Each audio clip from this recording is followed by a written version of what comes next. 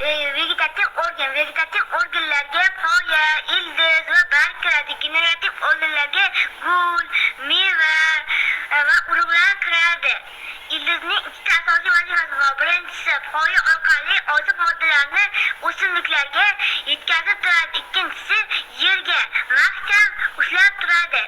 Ildiz Qobiq ildiz va o'q ildizlarga bo'linadi. Qobiq ildizi o'simliklarga makkajo'xori kabi o'simliklar kiradi. O'q ildizli o'simliklarga pomidor, bodring, karam, sabzi, solg'om, juda ko'p begona o'tlar va barcha daraxtlar misol bo'ladi. Ildizni o'simlikning ko'p umr ko'rsatishda katta ahamiyati bor. Ildizlarga metaformlashgan ildizlarda esa ildiz mevalar kiradi. Lavlagi, solg'om, sabzi metaformlashgan ildizlardir. Ildiz yon va ildizlar orqali ildiz sistemasi, ya'ni ildiz tizimini hosil qiladi. Poya vegetativ organ. U barg va o'simlikning yer usti qismlarini ildizga birlashtirib turadi. Poyada kurtaklar ham bor. 1 yillik o'simliklarga esa novla deyiladi. Poyalar yog'och poya va o't poyalarga bo'linadi. O't poyali o'simliklarga arpa, it uzum kiradi. Yog'och poya o'simliklarga terak, qayrag'och kabi o'simliklar kiradi. Agar poya eniga o'ssa, daraxtni topishgandan keyin halqalar hosil bo'ladi. Bu halqalar orqali daraxtning yoshini aniqlash mumkin.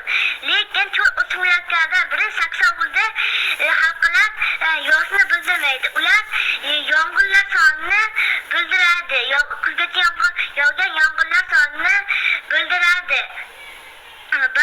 Barg vegetativ organ. U fotosintez jarayonini hosil qiladi. Unda organik moddalar hosil bo'ladi.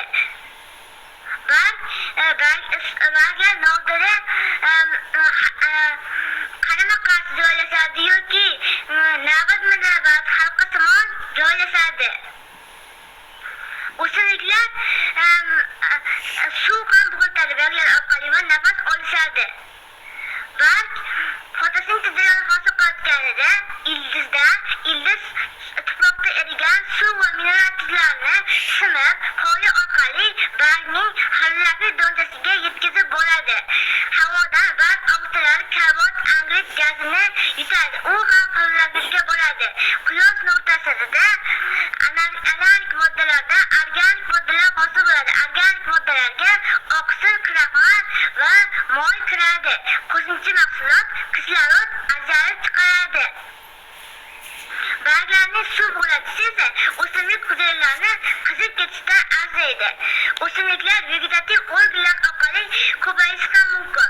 O'simliklarning vegetativ organlar orqali ko'payishiga tug'unar, ildiz poya,